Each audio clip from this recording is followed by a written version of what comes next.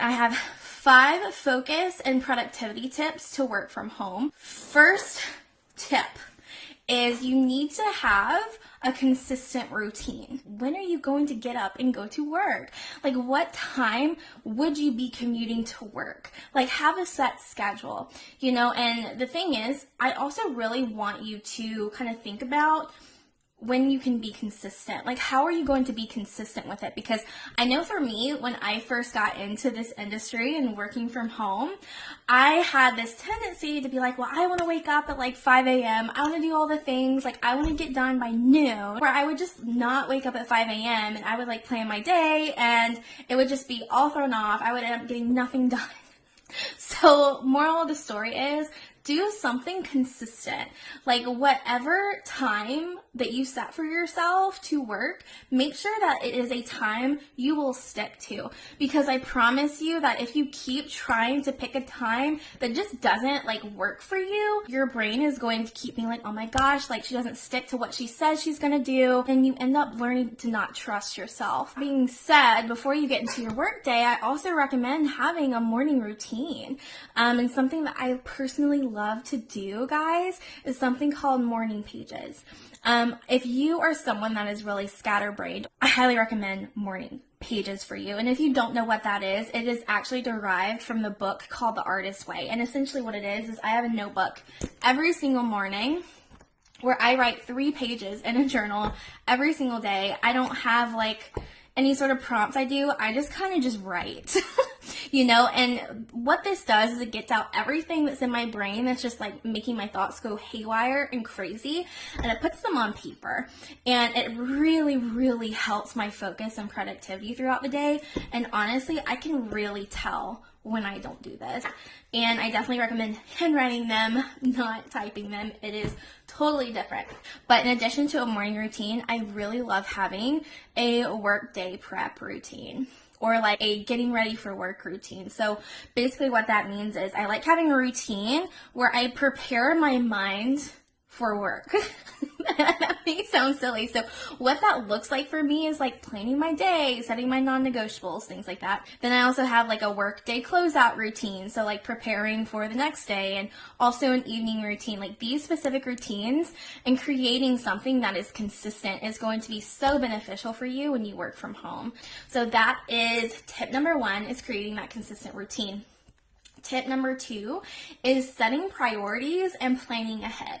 So you want to plan out your months, your weeks, and your days. And honestly, I feel like this is a totally different training, and honestly, it would be a long one.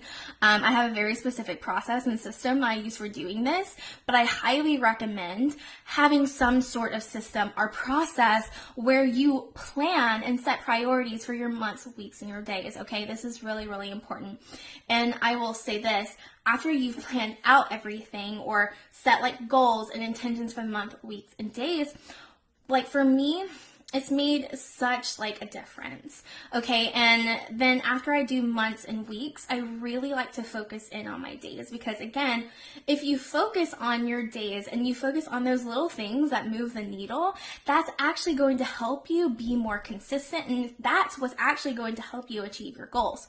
So this is a sub tip of the tip, you guys. Okay, after you have planned out your week and your month, what you really want to do, and something that has really, really helped me, is pick 3 daily non-negotiables. So what this means is these daily non-negotiables are things that I focus on first.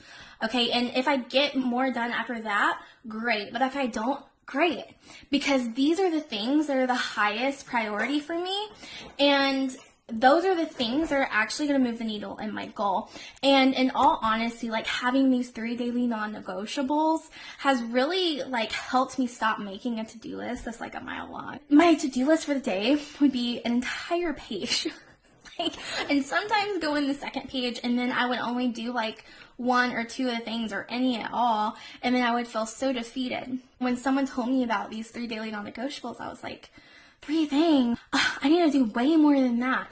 But it's really fantastic because it really trains your brain and helps you actually realize what's the most important thing to focus on in your business and what's the things that are actually going to move the needle for you. And what I do is basically I ask myself, what are the 3 things that are going to make the biggest difference in my business today?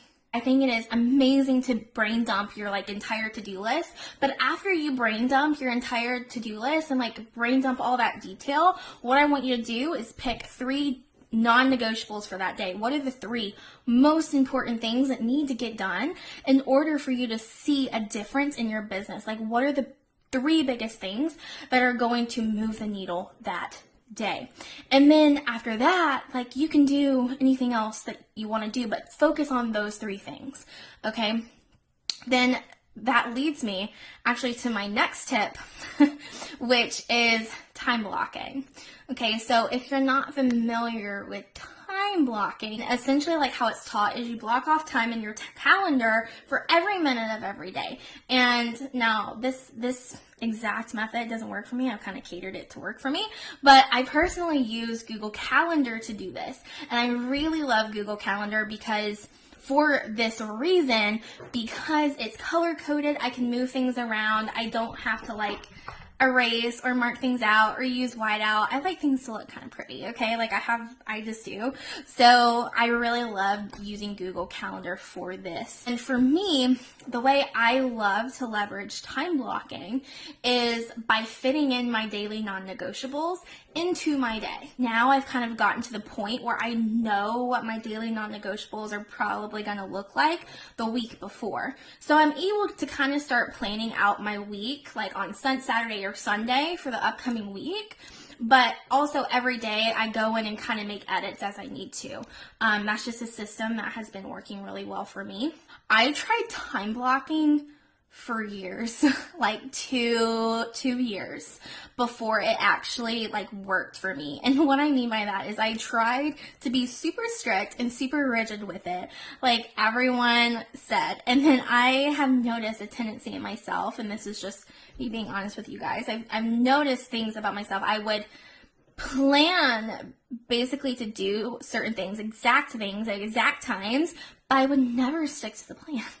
So I just always thought time blocking just wouldn't work, but I started realizing I was really just rebelling from this time constraint. If you are having time with time blocking, you have tried it, or maybe you're going to try it after this video and you start feeling like it's not working, it's okay. It's going to take some trial and error, just because I feel like it doesn't work the same way for every single personality type and every single person.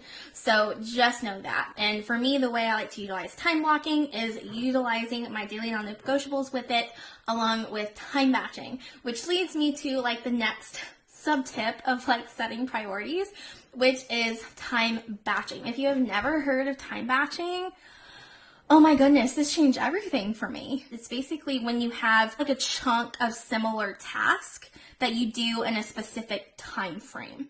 So for example, anytime I want to write my content for the week, I try to do it all together, at one period of time or over 2 periods of time, chunks of time.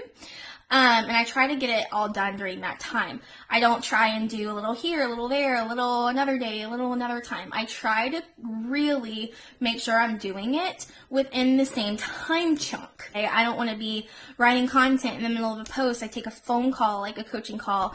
I write a little bit more content and then I do this live video, or I do a little content and then I go run an errand.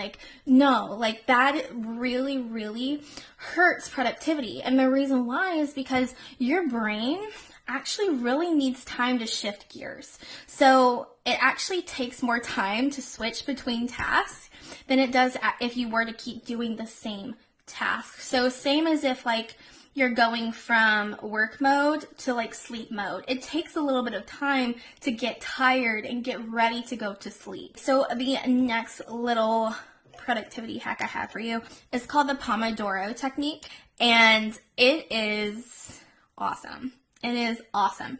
And it's one of my favorite time management tips ever. And honestly, the way I like to think about the Pomodoro method is that it's like high intensity interval training, so like HIIT workouts, but for like productivity and work. And what I mean is that you have like a certain period of time when you're on, and then a certain period of time when you're off. So for example, when the time is on, like, and I'm supposed to be working, like I am working, like my phone's on do not disturb. Usually it's across the room in the couch. Like it is, like there's no distraction, like at all. Literally turn off notifications, do not disturb, do not let anything distract you, because for that time you are full on focus. And then after that you have a certain period of time that is off where you can like go get some water. A little trick here, you want to make sure you know what you're working on before you like start the time. Like you don't want to get into it and be like, oh, I don't even know what I do, and then it's break time. The way that it is kind of set up and it's taught is that you would have 25 minutes on, which is not a lot of time, right? So for me, I love this because I'm like, oh, I can work for 25 minutes instead of 2 hours, right? It just helps my brain, like doing it in small chunks, like, oh, like I'm gonna do this activity I really don't want to do, but I'm gonna do it for 25 minutes and then I'm gonna take a break. So it's 25 minutes on, 5 minutes off, and then you do that 4 times. If you want, or however many times you want. But after the 4th time, they really recommend you take like a longer break. So like 15 to like 30 minutes. I take like 30 or 45. So that's just it. So like go take a walk or whatever you need to do. But the idea is to really kind of trick your brain into being super hyper focused for 25 minutes and then kind of take a break and then super hyper focus again and then kind of take a break if you need to. So now we are on to the 4th tip. I love listening to alpha waves. The idea behind this is that you can rewire your brain to actually be productive. And so if you're not familiar with this, the brain actually operates on 4 different brain waves. Okay, so there's beta waves, alpha waves, theta waves, and delta waves. And so beta waves is actually like the higher frequency, and most leaders and most people in the workplace usually like stay in this, like it's really high frequency and almost kind of like a buzzing frequency and kind of stressed, I guess you could say. At least that's how like I think of it. But the alpha wave is actually a little bit of a lesser frequency, and it has been proven to increase productivity. And last but not least, the last tip I have for you is to set some boundaries. What do I mean by this? When you're done with work, be done with work. Okay, set a time when you are done.